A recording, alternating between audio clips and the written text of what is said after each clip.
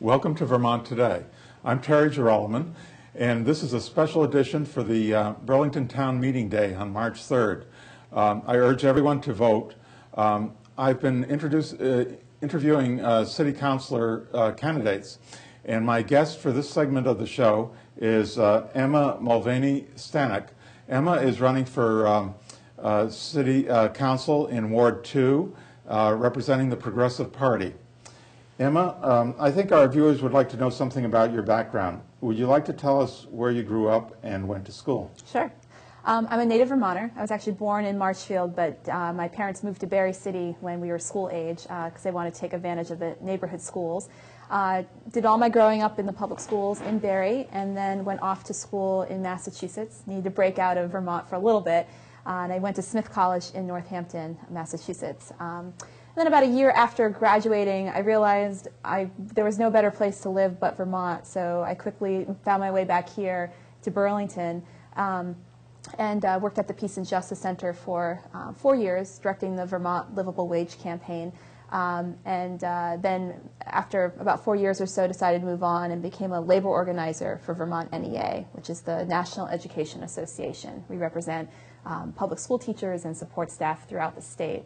And during that whole period of time, I've lived in the old North End, almost all 5 years of it in Ward 2, and have rented on various streets, but have really grown to love how diverse Ward 2 is. It reminds me in some ways a lot of Berry City, just in terms of how many working class folks there are, and families just trying to meet their basic needs. And the last few years, the infusion of refugees and immigrant families have just really added so much to the Burlington neighborhood. So it's been great to live here. And when I was in school, I actually studied American government, so I've always had this interest in politics and government, and wanted to always really find an opportunity at some point to run for elected office to really help make public policy. You know, I think all politics are local, and we need more young people in particular, I think, to get involved and be invested in their communities. I believe that the term for which you're running is a 2-year term. What do you expect to be the most important issues facing the City Council during the next 2 years? Well, I mean, it's no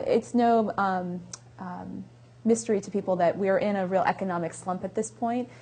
So I think one of the biggest things two big things that Burlington needs to face. One is dealing with the economics of the time and continuing to help people meet their basic needs.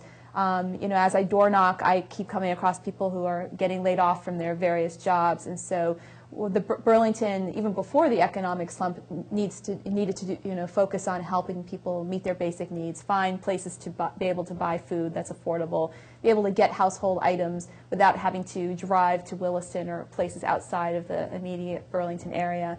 And looking at things like rent and other cost drivers for people's family budgets so that people can afford to stay in Burlington. And that's only going to become even more important in the next 2 years as people face trying to deal with layoffs in their families and having to find different jobs. So Burlington needs to look at the many different ways to look at the economic issue, attracting good jobs in Vermont, helping companies that are here now continue to expand and grow, especially if they provide decent livable wage paying jobs.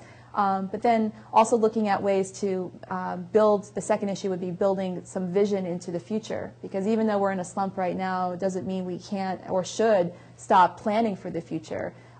So investing in different parts of our infrastructure, in our schools, in the waterfront, in finding that next gem in Burlington that's going to be the next Church Street. Because if we wait until the economy rebounds, we're going to be behind rather than being really prepared to make Burlington or continue to make Burlington a great place to live.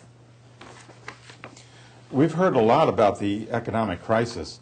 In spite of the stimulus package, which is expected from Washington, Governor Douglas has proposed cutting important programs in the state budget. Will these cuts affect Burlington? Do you see any way to reduce the city budget with cuts or cost savings? Unfortunately, absolutely will these cuts affect Burlington. I mean, I know mostly around the education or the pressure on the education system from Governor Douglas about cutting back on education spending just because of my line of work. But Also the other areas of cutting back basic services for folks in everything from Catamount down to housing funds that are available to supplement housing for folks in Vermont. Those are bread and butter issues that are going to directly impact Ward 2 residents in particular.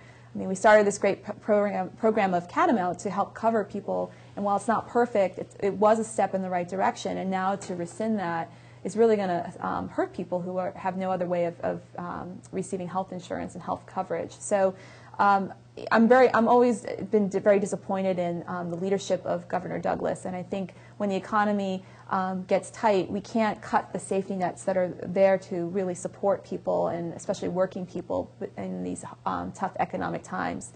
And I think, you know, under Mayor Bob Kiss's administration, there have been some pieces he's put into place to start getting the city budget more in line.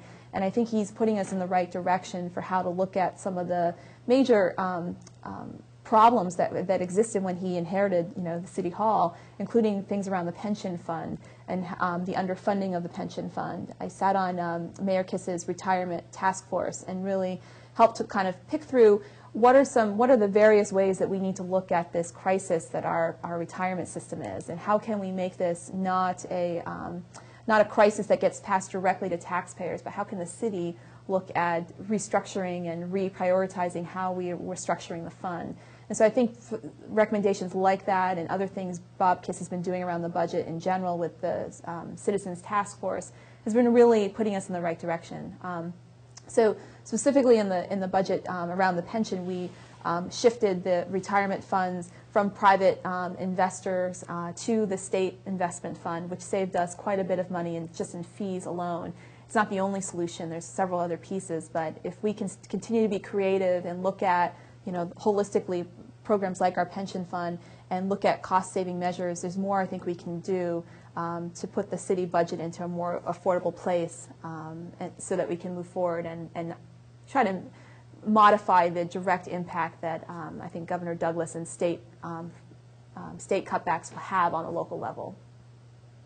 I have a special interest in the NPAs since I'm on the steering committee for the NPA for Ward 2 and 3. Many of the city councilors come to the NPA meetings. Do you expect to attend NPA meetings when you're elected? Absolutely. I think one of the things I love about Ward 2 and Ward 3 in particular is how active our NPA has been.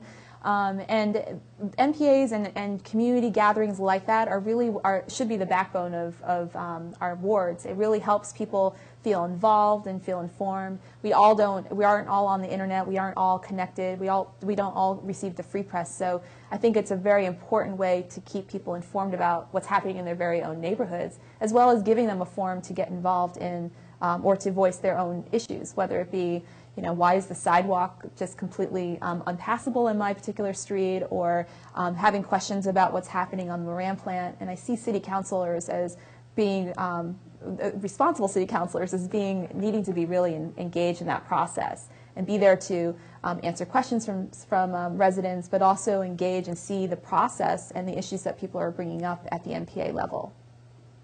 Occasionally we take a vote at the NPA meetings. For instance, last year there were at least 2 resolutions passed